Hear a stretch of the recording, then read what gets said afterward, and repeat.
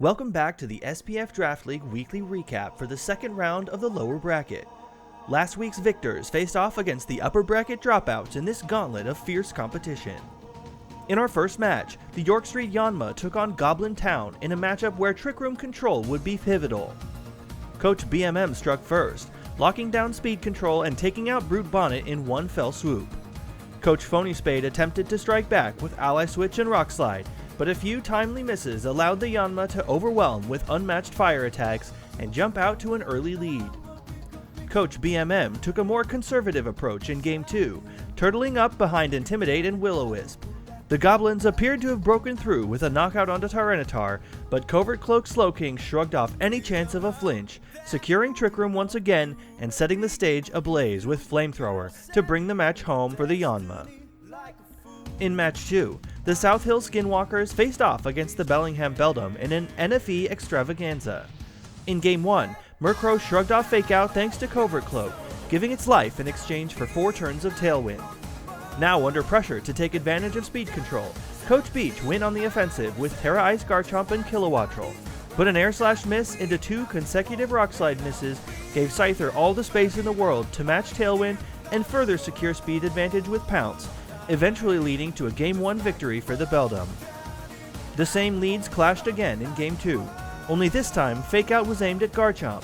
A timely Terra Ice allowed it to survive, leading to a Medicham counterpunch that secured 2 quick knockouts with 2 more soon to follow as the Skinwalkers tied us up at 1 apiece. For a third time in Game 3, Sneasel and Iron Valiant stared down Murkrow and Garchomp as both players refused to budge an inch.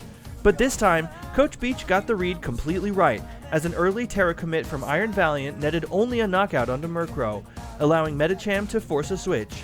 Ceruledge almost got an opportunity thanks to weak armor, but flinched in its moment to shine, ending this hotly contested match 2-1 in favor of the Skinwalkers. Match 3 featured the Karamja Whippers facing off against Nomo Dozo Bozos, and both squads had something to prove in this barn burner of a match. In Game 1, Coach Saffron City jumped out to an early lead thanks to Fake Out on Iron Jugulus, removing any hope of Tailwind control on the first turn. Terra Water Fluttermane then eviscerated Iron Tread Centauros, seizing the lead with a game win right out of the gate. Looking to repeat their success in Game 2 proved a bit too ambitious as a first turn Protect from Iron Jugulus immediately flipped the tables, allowing Tailwind to roar to life on turn 2 and boosting Iron Treads to a powerful performance, taking out 3 Pokemon and tying the match. Coach Saffron City called an audible in Game 3, leading with the tried and true combo of Shell Smash plus Redirection, handing the reins over to Cloyster on turn 1.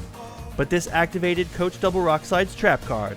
Mirror Herb Tauros, a callback to their meeting in the regular season, switched in to steal the boosts at the perfect time, ascending to a godlike status as it made quick work of a Whippers squad that wasn't prepared to deal with the Bull or the Horns. Our final match of the week saw the Dallas Dunsparce take on Average Reggie's Gymnasium in an absolute heartbreaker of a match. Copying Poltegeist, Coach Quaint Newt's Ditto went for an early knockout on turn 1, but the authentic version showed that it's truly built different as it survived Shadow Ball on a sliver of HP. Pollen Puff and Rage Powder support then allowed it to add 2 notches to its belt, healing to full while taking out Ditto and Palafin before dropping to Swift Swim Dreadnought. At 2 Pokemon apiece, the match looked relatively even, but speed control from the Dunsparce set them up to take direct advantage of a Rock Slide flinch, ending the game swiftly and going up 1-0. A rare Thunderfang miss on turn 1 set the tone for Game 2, and Coach Zoroark couldn't stabilize thanks to overwhelming pressure from the Dunsparce backed by some lucky RNG, culminating in a 2-0 victory for the Rainy squad. Thanks for watching the SPF Weekly Recap for the second round of the lower bracket. Let me know which battle was your favorite in the comments down below, and don't forget to subscribe as we continue through the bracket on our way to crowning this season's champion.